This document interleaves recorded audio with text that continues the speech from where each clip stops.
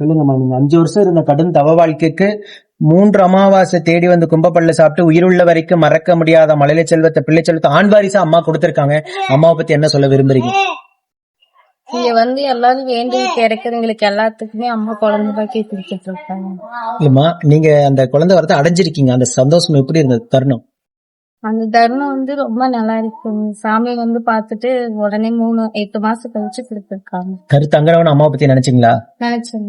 அத அம்மாவை பத்தி நன்றி சொன்னீங்களா? வீட்டுல இருந்து நன்றி சொன்னீங்களா அம்மாவுக்கு? வரலான்னு இருந்தோம், அப்படியே கொஞ்சம் தடுத்து வந்து.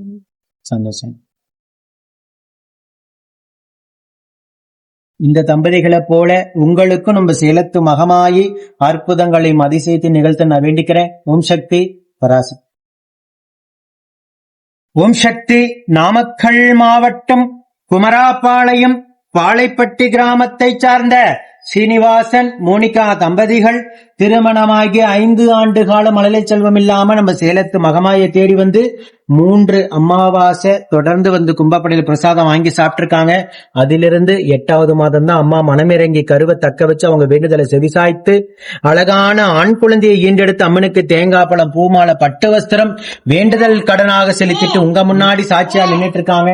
இந்த குழந்தை அங்கத்துல கழுவினி இல்லாம உடல் ஆரோக்கியத்தோட வளர்ந்து கல்வியில சிறந்து விளங்கி அவங்க குடும்பத்தை கட்டி காத்து கரைசத்து நான் வேண்டிக்கிறேன்.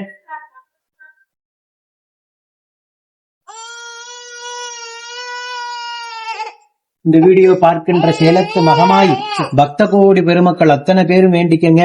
நம்பிக்கையோட ஒவ்வொரு அமாவாசையும் அம்மாவை தேடி வந்து கும்பப்படையில் பிரசாதம் வாங்கி சாப்பிடுங்க. நிச்சயமாக உங்களுக்கும் மழலை செல்வத்தை நம்ம சேலத்து மகமாய் அள்ளி கொடுப்பாங்க.